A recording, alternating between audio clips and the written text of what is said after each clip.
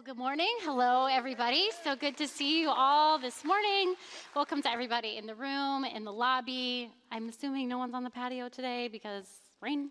What the heck? And also online. Welcome. I'm so glad that you're here. My name is Jen. I'm one of the pastors here on staff, and I'm excited to continue in our series today that we have been in together at the beginning of this year, really trying to discover together what it looks like to live a wise life. So we have been talking about different things that make wise people. In the first week, we talked about don't live like a fool. The second week, we talked about don't talk like a fool.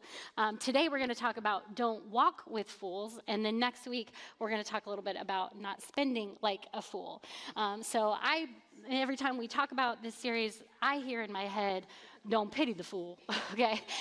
So for those of you who are also born and lived in the 80s, that's what we're thinking about. But it's really about us really taking some time to how do we live wisely this year? If we're setting a new trajectory for our lives, if our destination really is determined by our direction, then what direction are we going? And so if you haven't listened to the last 2 weeks, make sure you catch those. They're really good messages. And today we're really going to spend some time talking about the impact that relationships have in our lives and the kind of relationships and the influence that people have over us. And so we're going to camp in the verse in Proverbs from Proverbs 13:20. And it just says, walk with the wise and become wise, for a companion of fools suffers harm. Walk with the wise and become wise, for a companion of fools suffers harm. And the second half of that verse for many of you is yeah, that was my high school experience, okay? That pretty much sums it up. But there's a difference between just knowing good people and actually choosing to walk with wise people. And so my hope for today, wherever we're walking in, whatever your personality is, whether you're introverted, extroverted, whether you have so many people in your life you can't possibly fit everybody in, or you're looking to remove some people from your life, wherever you're at today, my hope is that we leave here with a better understanding of who is influencing us and what kind of people we should be walking with so that we don't accidentally become companions of fools and suffer harm.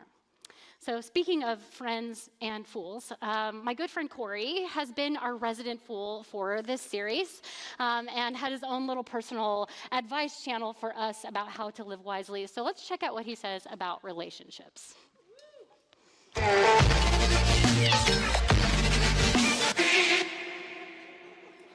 Well, hey, check it out. I'm about to walk through my amazing morning routine. I'm going to teach you guys a couple things about how to make really, really good friends. All right, so stick around. It's going to be absolutely amazing.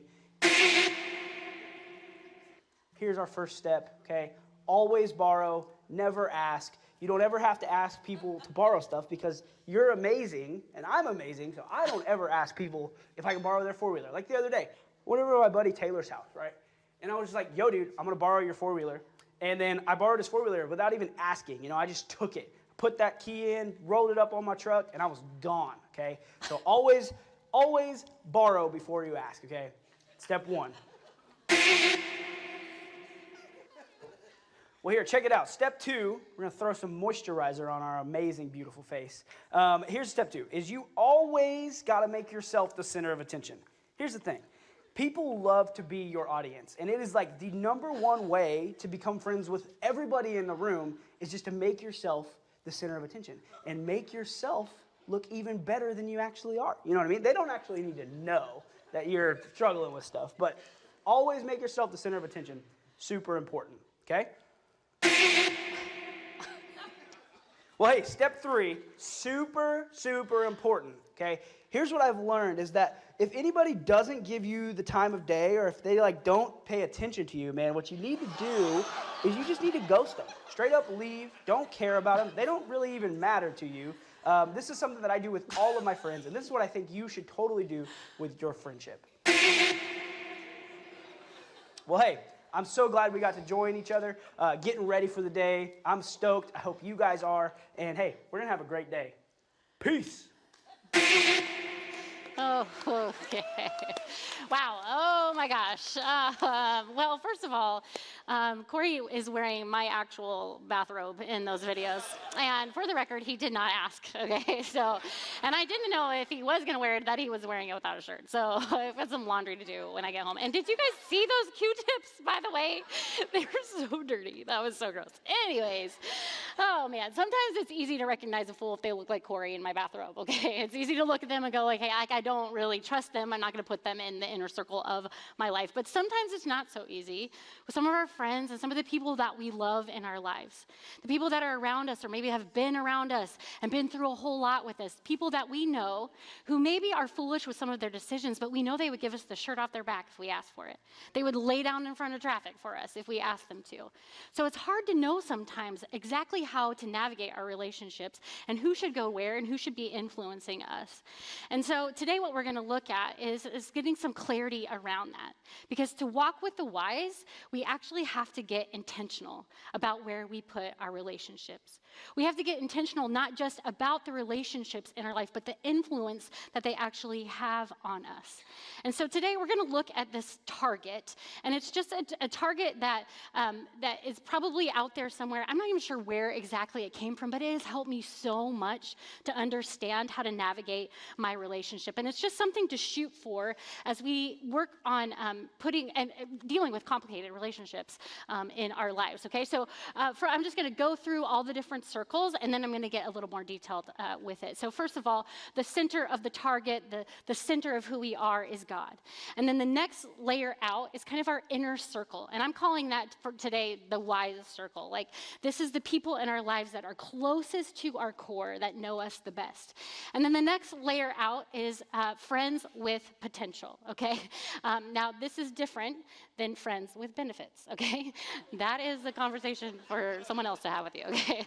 But what I'm talking about today is friends that might have potential in our lives. And these are more of our close friends, our people that we work with, our boss, things like that. The next layer out is going to be risky friends.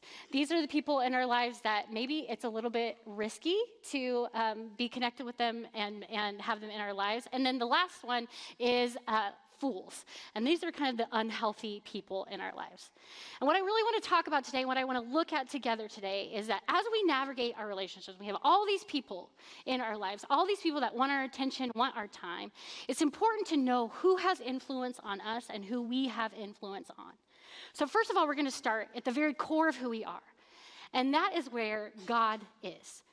God, this God of the universe who loves us, who actually wants to have a relationship with us, who actually calls us friends, which blows my mind. He is the only one who will never leave or forsake us. He is the only one who will never let you down. His love is the only totally unconditional love that you will experience in your life.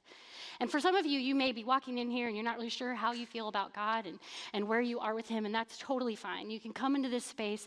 You can wrestle with what this means. You can wrestle kind of like with what we're talking about when we talk about a relationship with him. But I want you to know, if deep down in your soul you're feeling a void, you're feeling an emptiness there, that's because the best way to do life is to have him in that space, in the center and core of who you are. It is the only thing that does not change. And then the next level out is this inner circle. These are the friends who are the closest to us, that get to know us deeply. And what I want to talk about today is this right here, the influence that we get to have in this realm of our relationships, okay? So when I have people in my inner circle, that means that the influence is going both ways. Both that I have influence over them and they listen to me, and that we can talk about life and we can talk about things and I can speak into them, and that they can speak into me, that they can pour into my life, that I'm receiving from them, and that it's a mutual safe thing for us to do to help each other become our best versions of ourselves. That is who I let in this inner circle, people that I'm safe being influenced by and people that allow me to influence them. And then this next circle out is people with potential, like I said, coworkers, friends, people that you might be close friends with. You might see them at a party. You might get to know them. They might be like people that you really like, but they're not necessarily people in your inner circle. But I like that they're friends with potential because this idea is that they could at any time move in between some of these spaces. So when we intentionally place ourselves with people that have potential to either become some of those safe people that we could invite into our lives, at the beginning, the influence might be neutral. It might not be one way or another. Like they're not really influencing us. We're not really influencing them. But there's opportunity there to maybe pull them in, to watch the way that they're living, to see how they interact with their family, to go like, wow, I really like who that person is. Maybe I would invite them in to speak into my life. Or maybe I wouldn't. And they actually need to pop out to this next circle, which is our risky circle. And in the risky circle, the influence just goes one way. These are people in your life that you have maybe been friends with. These are the people that will give you the shirt off your back, but they make terrible decisions. And they're not the kind of people that you want influencing you, but it is still okay and safe, and with good boundaries and accountability, you can influence them. And so you keep them in your life, but not in the center. They're in this space where you are influencing their decision. They're watching you live different. They're watching you do things different. They're watching your life change. And they are awakened by it, and they're moved by it, and they're ready to make some of the same changes that you are. And then the last one is this fools, and this is our unhealthy friends, our unhealthy relationships, the people in our lives that we have tried to have influence on and we don't.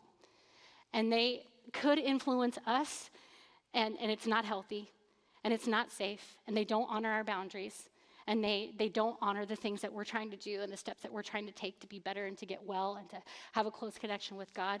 And then that's where we just remove them to a place where they don't have any influence in our lives at all.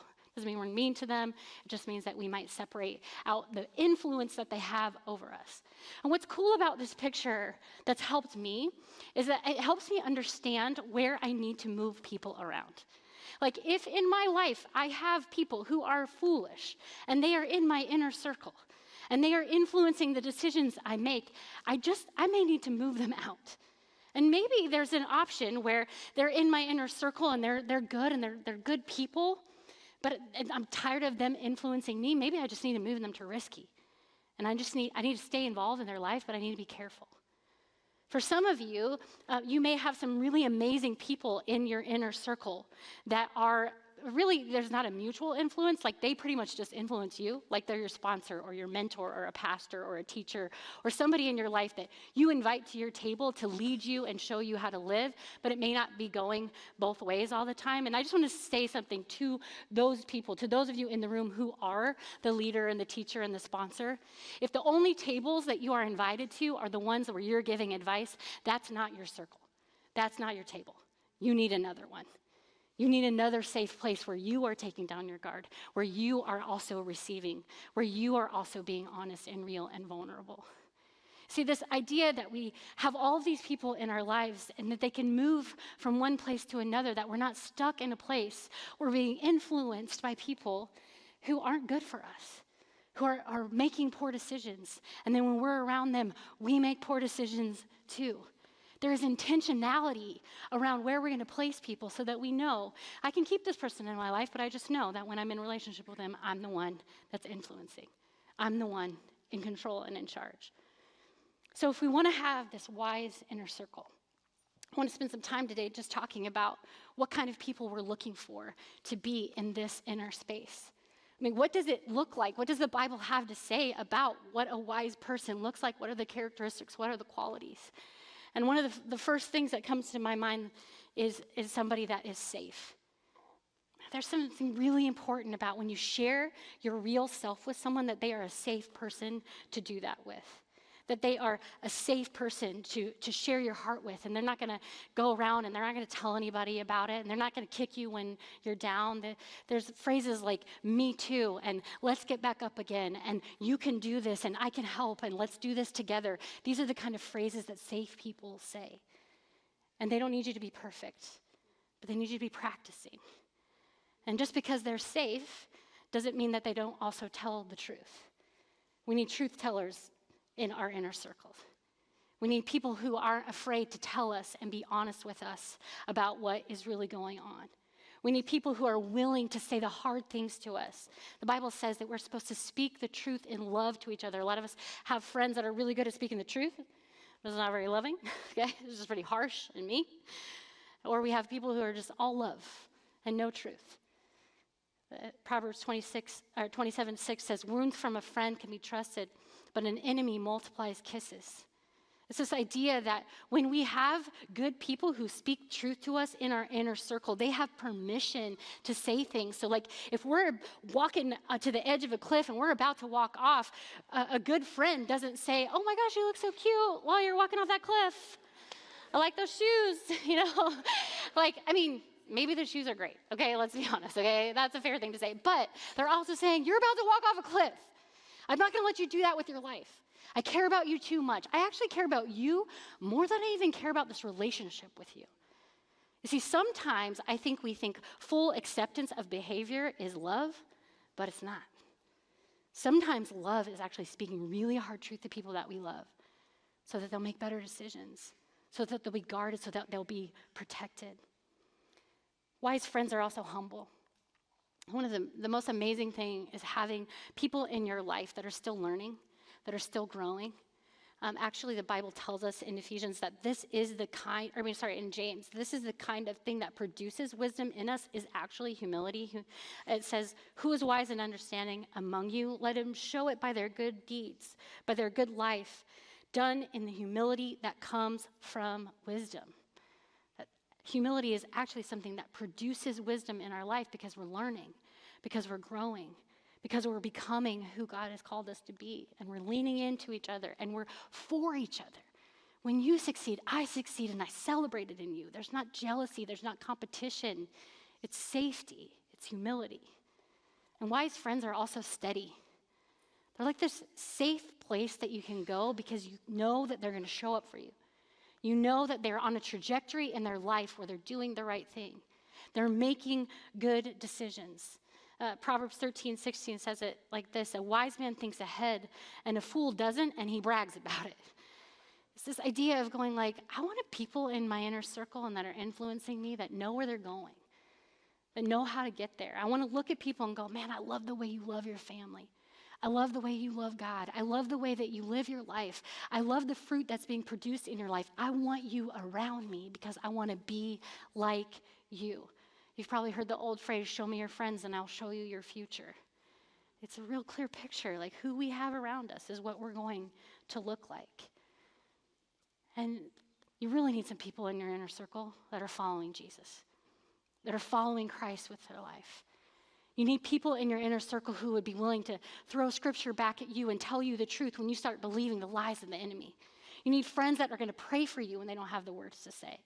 You need friends that are going to come to you with the grace, same grace that God's given us, to give to you and to sit in those spaces with you and remind you who you belong to. Ecclesiastes 4:12 says, though one may be overpowered, two can defend themselves. A cord with 3 strands is not easily broken. You may have heard this at some weddings before, like it's a common thing to say, but this picture that it's giving us in this particular verse is that 2 people together is great. But when God's at the center, it's like 3 cords that are bound together and it doesn't get easily broken. It's more stable, it's more sturdy. That's the opportunity we have when we are connected in relationship with people who also love God and pursuing them with their life. And so I want to just encourage you today. As you think about who's in your inner circle, I want to encourage you that this takes time to build. So if you're thinking about that and you're like, oh man, my inner circle is a mess, okay? That's okay. These kinds of things take time to build, to adjust, to move around. But here's some questions that I just want to encourage you to ask. And they'll be in your app so you can think about them later this week. You can journal about them and take some time with them. But here's some questions I want you to consider. Who is in your inner circle? Are they wise? Who needs to move out? Who are you missing? How are you intentionally placing yourself around wise people? How can you be more like the wise person a wise person is looking for in relationships? These questions will help us redefine who we're walking with and get intentional about it. I think one good thing, one good tell for us, if we're wondering, like, do I have the right people in my inner circle, is if you think over the last year, has anybody spoke hard truth to you? Has anybody told you something that's hard to hear in the last year? And if not, you may not have the right people in your inner circle. Or you haven't invited the people in your inner circle to speak truth to you. Because that's the second thing that we need to do to walk wise. First, get intentional about our relationships and who's influencing us. And then once we get that inner circle set, we actually have to take this next step and actually invite them in to speak truth to us. But it's scary. I mean, if I'm being honest, like that seems really scary. It's super vulnerable to be able to drop my mask in front of people. It's super vulnerable to hear back from them, things that in my life might be off, might not be who I want to be. It's super risky to put that out there for somebody, to be able to speak back into my life. It feels unsafe, and it feels terrifying. I like how C.S. Lewis puts it. He says, to love at all is to be vulnerable. Love anything, and your heart will be wrung and possibly broken. If you want to make sure of keeping it intact, you must give it to no one, not even an animal. Wrap it carefully around with hobbies and little luxuries. Avoid all entanglements. Lock it up safe in the casket or coffin of your selfishness. But in that casket, safe, dark, motionless, airless, it will change. It will not be broken, but it will become unbreakable, impenetrable, irredeemable. To love is to be vulnerable. See, the reality is it is scary. It is scary to put ourselves out there. But sometimes I think we keep ourselves alone to keep ourselves safe. But that is actually the least safe place to be. Like if you look at any kind of animal, any kind of predator, what he is doing when he is waiting for the baby to remove itself from the pack so that he can attack. Listen, we have an enemy that is out for our souls. He is out to discourage, out to defeat, out to kill, steal, and destroy. And we think that we're safer if we just stay out on our own. I asked the band to actually help me give us a real clear picture of this today. And so they're doing double duty. And so I'm really grateful for them, especially this one. This is my husband, so he's my favorite. But I'm going to have them show us a little picture of what this looks like. You see, when I am over here, I could feel nice and safe, nice and safe by myself, nice and free over here, because I don't have to get messy people in my life, and I won't hurt anybody over here, and I can just be nice and safe. But let me tell you, when life hits, and when the enemy comes after me, and when depression and discouragement, when my addiction pops back up, do you think I'm safer here? Or am I safer in here? Do I look safe to you? Do I look protected to you? Is this actually a safer place for me to be than out there by myself? And what if they turn around, and I think sometimes we think like, oh, okay, like if I can just like keep it together out here and keep myself all together, then I can look really good on the outside. And everybody will be impressed with me, and my Instagram reel is going to look really pretty. But is this safe? Is this real? Or is this safe? Am I seen? Am I known in this space? Is this actually where I can find relationship, where I can find acceptance, where I can find love and support? The real me, seen. There's something really powerful when we allow ourselves to be in relationship and locking arms with each other in this life. Because if for some reason I don't invite Prashant, my truth teller, into my life, who's going to speak truth to me? Who's going to stand up and tell me when I'm about to walk off the edge of a cliff? If I don't invite my safe person, TD, in to know me, to truly know me and know everything that's going on in my heart, is that really safe? If I don't invite Grant in, and if I don't say, I need you to come and I need you to show me God's way, and I need you to read scripture over me, I need you to pray for me, I'm left vulnerable, I'm left open, I'm left unsafe, I'm left alone. If Kevin and Michelle are not there to support me when I need somebody, to lean in when I need some grace, to remind me of who I am, then I'm left alone and unsafe. I want us to think about what it looks like to navigate inside the circle. Creating a circle of actually safe people who are going to do those things, actually walking with wise people and surrounding yourself with them intentionally, but taking that second step to get real, to get vulnerable, and to allow yourself to be surrounded by those people. Something incredibly powerful that happens in us. And so when we talk about practical ways to do that around here, we're not joking around. And I'm going to just give you a super practical way.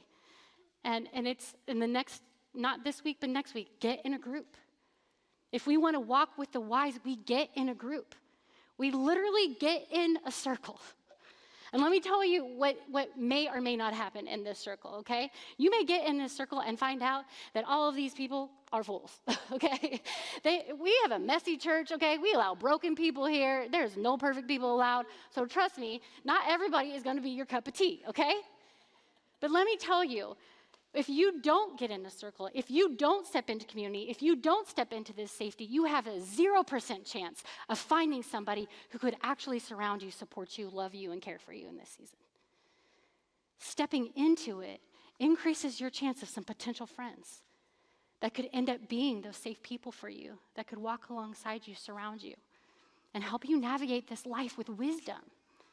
And so, as practical as this step is, I want us to all be thinking about, can I take this step? What does this step look like for me? Yes, it will be courageous, but it's a lot safer than being out here on your own. And you don't have to take my word for it. We have Miguel here this morning that he wants to share a little bit about his story of his experience with groups, so check this out. Hi, my name is Miguel Magallanes, and this is my story. I was born and raised in Fillmore, and growing up in my house, we attended a Catholic church, and that's pretty much all I knew most of my life. Most of the time I would attend, I just felt like I wasn't understanding much and felt empty, and there was always a desire of wanting to understand more of God, Jesus, and the Holy Spirit. It just felt like I didn't have a relationship with them.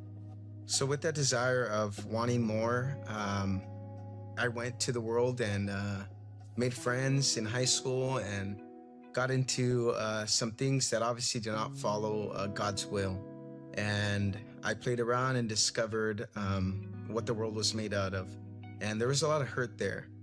So I decided one day, as I'm driving, I'm thinking, I've tried everything except for God, but I've never tried to learn more about God. So in that drive, I remember closing my eyes and telling God, I give up. I want to try what you got because I've tried everything else and nothing's worked. So my sister was changing churches and she had came across Mission and she said, would you like to go with me? So as I walked in, nothing was traditional. It was such a welcoming feeling. I would see everybody at Mission in the lobby, interact with each other, and everybody seemed to know each other except for me. So I just didn't know what to do. I said, I could continue coming or I could just walk away. But I knew what I was gonna lose if I walked away. They started offering groups. And I thought this is a good way to get out of my comfort zone and really push myself. Seeing other people open up really encouraged me to share more and more about what was really going on in my life and the struggles and the challenges that I had been living. I soon find out that I'm not the only one. I find out that other people have similar struggles. So sharing was very helpful because it encouraged us to continue going and continue coming the next week. About 5 groups go by and I end up doing Rooted, January 2023. And that is where God finally said, here's a group that is now your family. When I wasn't in a group, I knew what it was to not be in a group. After living that experience and trying it out once, I felt nothing of what I imagined. It was a total opposite. Instead of feeling alone and awkward and not feeling as part of a family, I felt the opposite. I felt loved. I felt cared for. I felt that I had a family outside of my house. I would tell anybody that if they're trying to make up their mind into joining a group, is to give it a shot and try it out and live the experience. My name is Miguel. Jesus is the Christ, and he saved my life.